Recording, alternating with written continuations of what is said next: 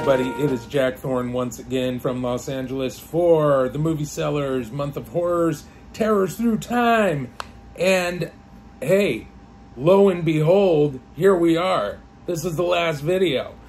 To 2020s. We started with the 1930s and went all the way up to the 2020s. How the heck did that happen?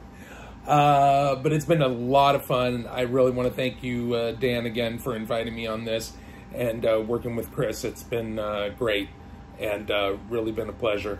So anyway, without further ado, I am going to go ahead into my choice from the 2020s. And I picked Leigh Whannell's The Invisible Man, starring Elisabeth Moss.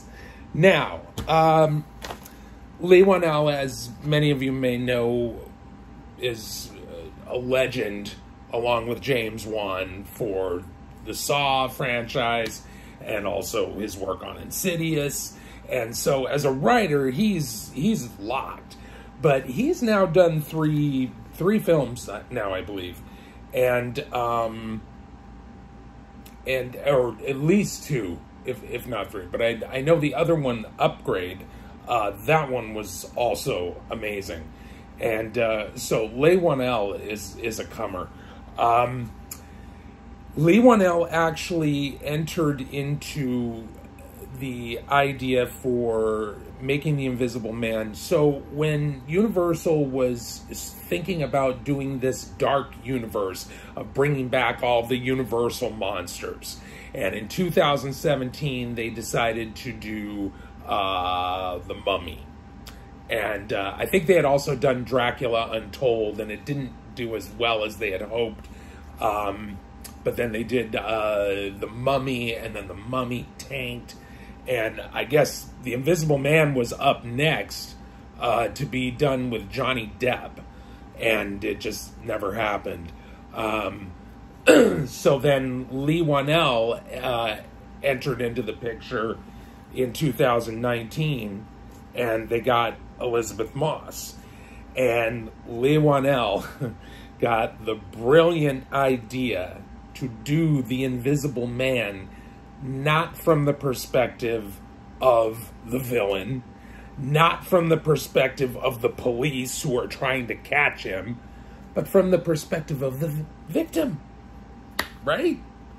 And it was ingenious. And I can honestly say, without any exaggeration, that I believe that The Invisible Man, Leigh Whannell's 2020 Invisible Man with Elisabeth Moss, is probably the best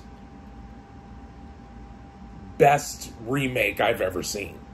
For two reasons. One, changed the story in a way that worked to its benefit and to its strength, and completely just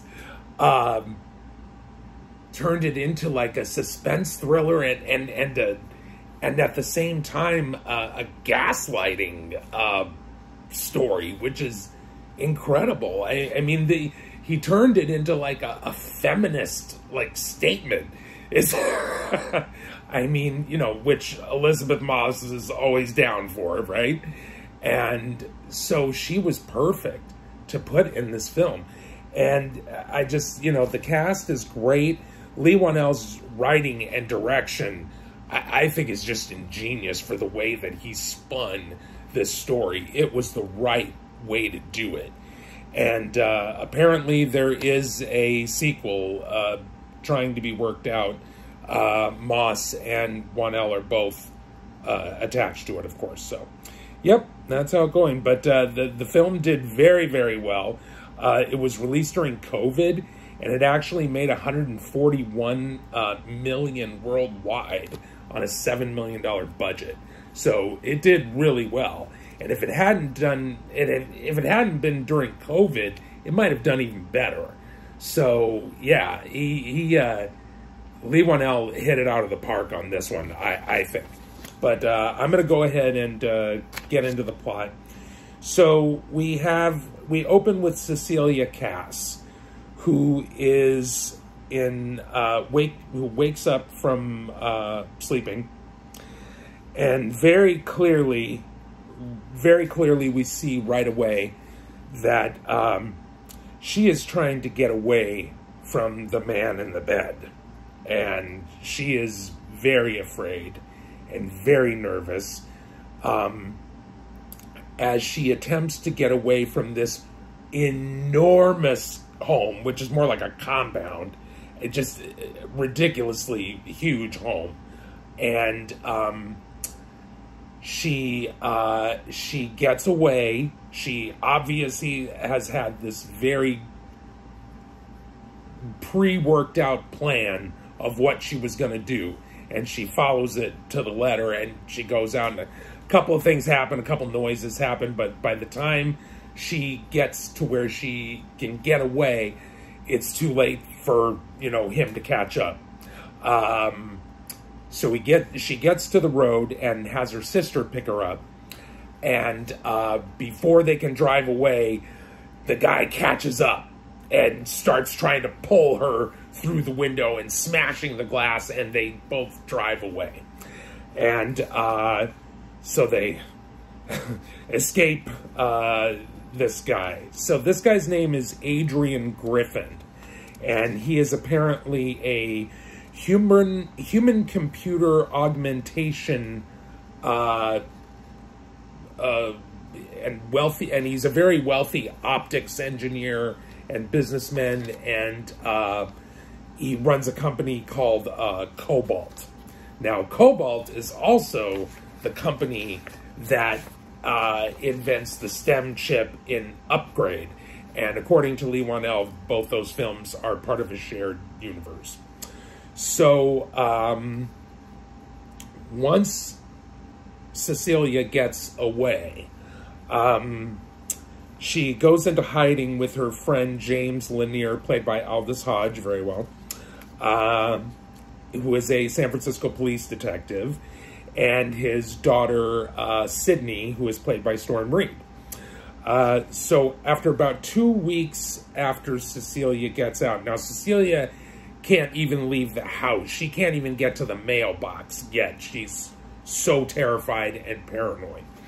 But 2 weeks after, her sister informs her that Adrian supposedly has committed suicide, and gets together with his brother Tom, who is handling the estate, and finds out that Adrian has left her $5 million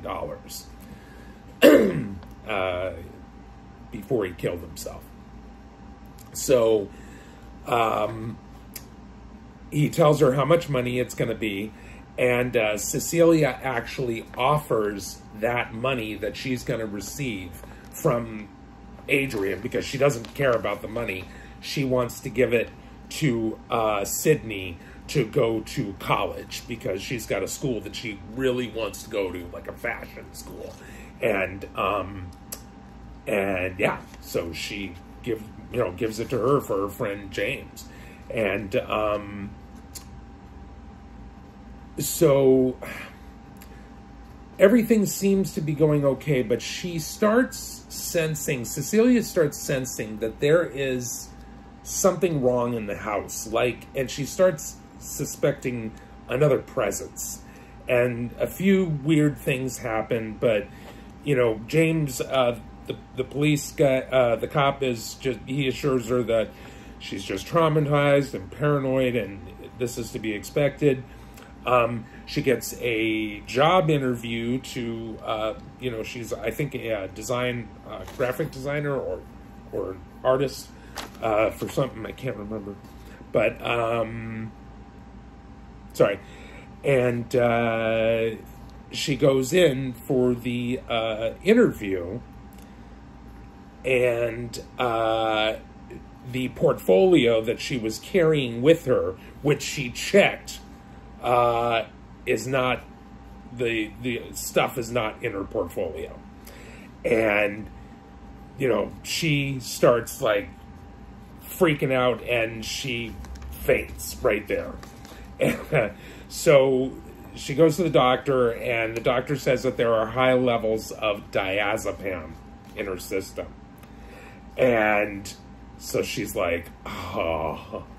And she goes home to the bathroom, and she finds the diazepam bottle with the bloody thing, smears on it. And that was the one that she used to drug Adrian. So something's going on.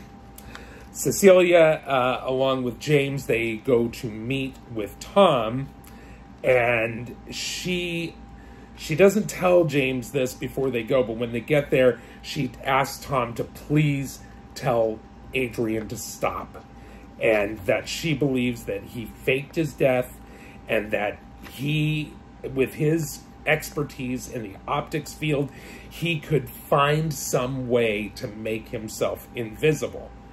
And he's doing this to torment her and gaslighting her, because Adrian was apparently very abusive and very scary and a narcissist sociopath. So that is who Adrian is. Anyway, Tom and James both dismiss her, of course, and, they don't pay any attention to her. They just think that she's getting more paranoid. So later, she's at home talking to Sydney, and Sydney, whips back like she got cracked across the face, and you hear a punch, but Cecilia hasn't moved. It just came out of nowhere. But, of course, Sydney assumes that it was Cecilia, and James comes into the room and freaks out, and he's like, you stay away from my baby girl. I'm getting her out of here. You need to go. And so she's crying, and so she stays there. She tries different ways to figure out how to catch Adrian, because she's convinced that he's here and that he's somehow become invisible. And she tries, she spreads coffee grounds on the floor in case he steps on it and stuff, because he stepped, he took pictures of them while they were asleep, and it's ooh, whoa. Anyway,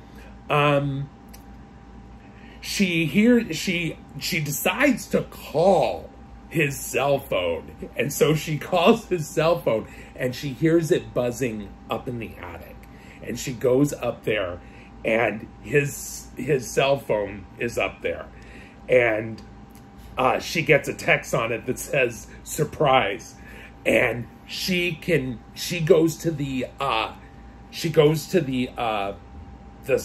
stairs, the ladder that goes up to the attic, and she can hear creaking.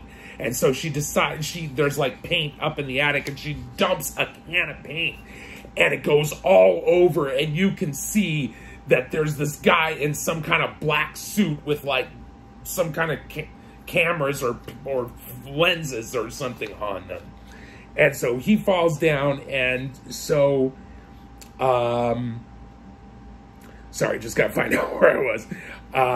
Anyway, so they go through this big struggle and violent, and Adrian is obviously very strong, because he can throw people across the room. But Cecilia gets out of there, and she decides that she is going to take the bull by the horns, and she goes to Adrian's home to investigate the lab, and she finds another invisible, she plays with it, and she presses buttons until she gets this other invisible suit to reappear, and it's got all kinds of little cameras and things on it, and it's insane, and it's a whole bodysuit. She hides the suit in their former bedroom closet, and then after she comes out of there, she gets attacked again, and she takes off, and by the invisible figure, Adrian or whatever, and she goes and she contacts Emily, but now what had happened is Adrian sent Emily an email in Cecilia's name, basically just ripping up their relationship, saying she never wanted to see her again. She wished she was dead, da da da da da da da. And the sister believed it, of course. And so she calls her back and she tries to explain to her, I didn't send the email, but I'll explain everything to you. They go to dinner. She starts trying to tell her, and the sister just starts getting to the point to where she's ready to listen to Cecilia about this.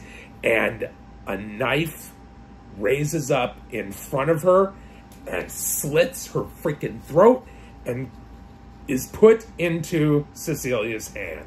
Like it just levitated.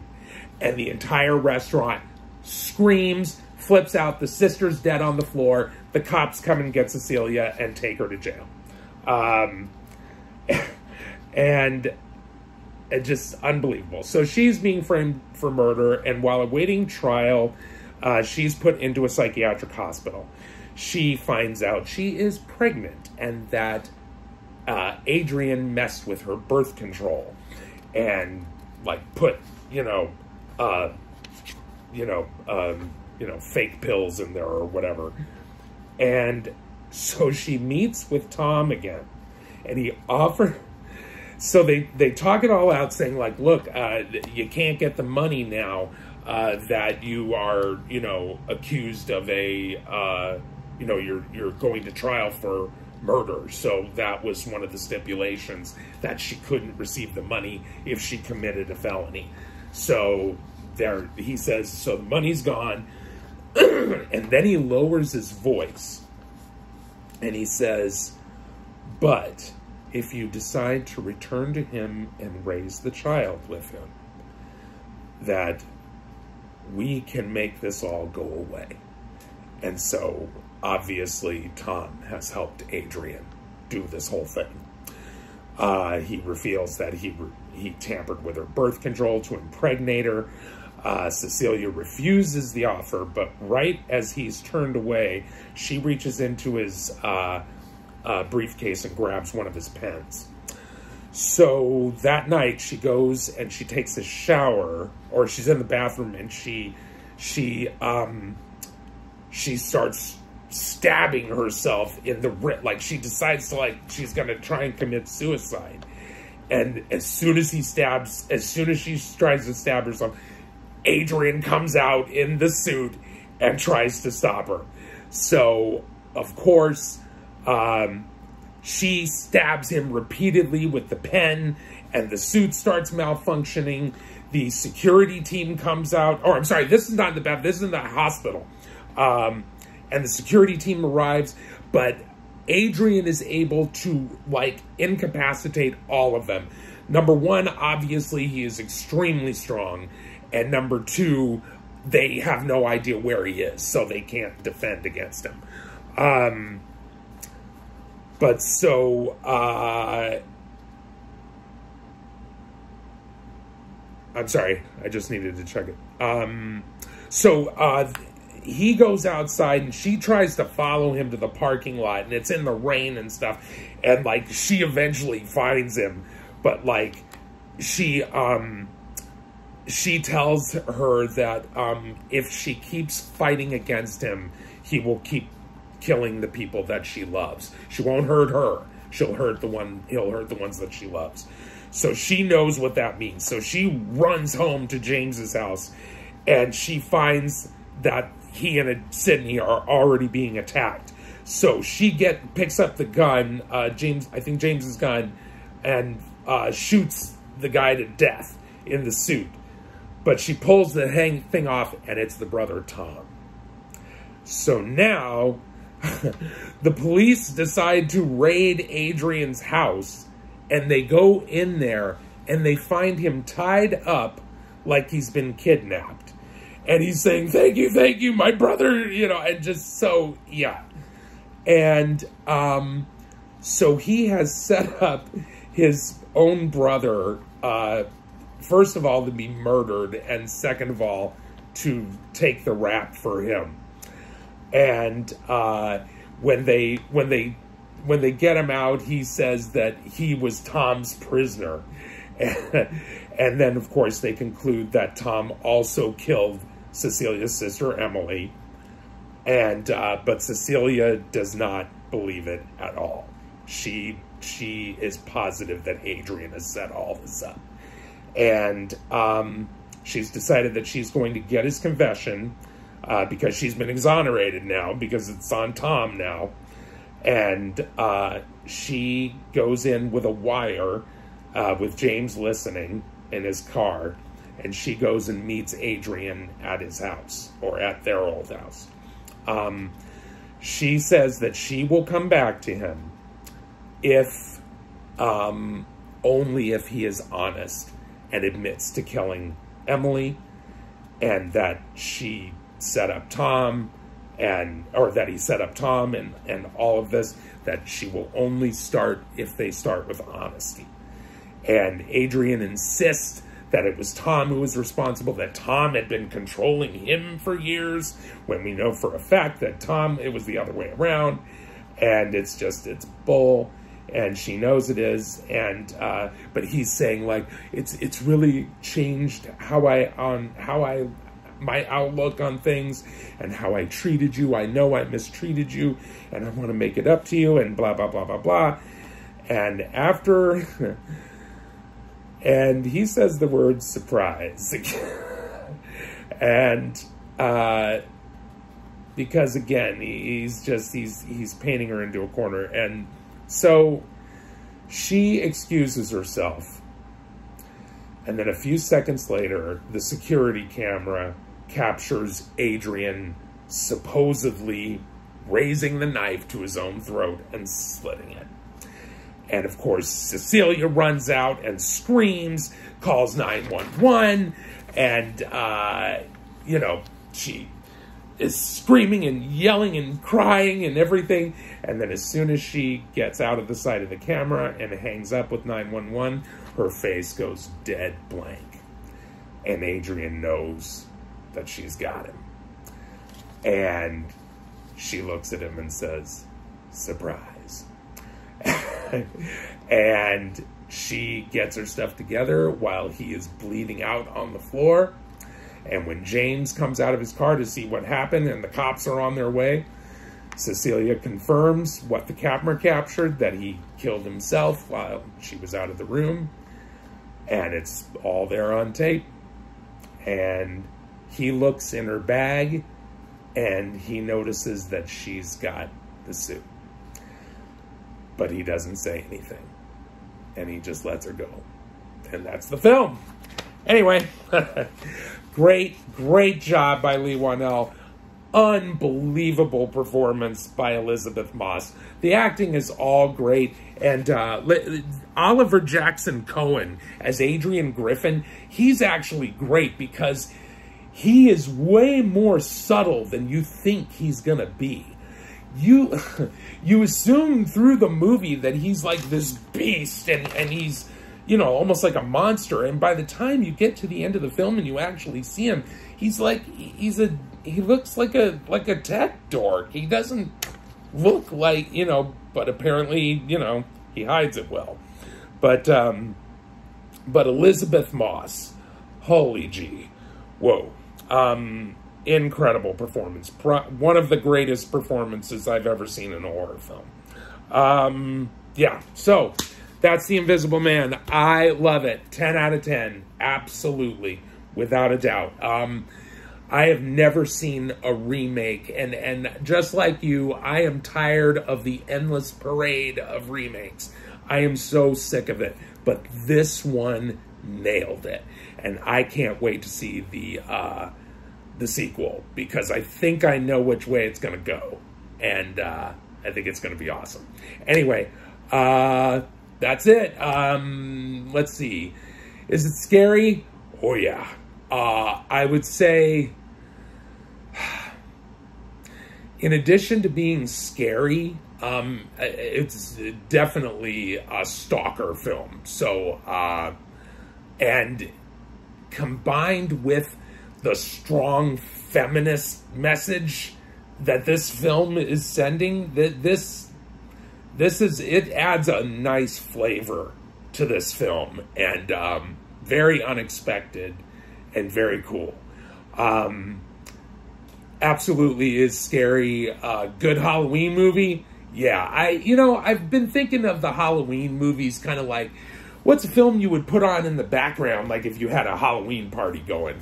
Like, I've been thinking about like Halloween movies like that. But I mean, if you're talking about like your traditional scary Halloween, gives you the chills, all that.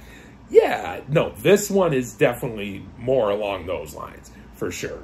I give it a 10 out of 10. Like I said, can't wait to see the sequel. So that's it. Jack Thorne for Los Angeles, for the Movie Cellar. Month 4's Terrors Through Time. That's it for me. Thanks, guys, so much. This has been amazing, and I have just had a blast. And thanks again. Hope you guys enjoyed it. Take care, and we will see you soon. All right. See ya.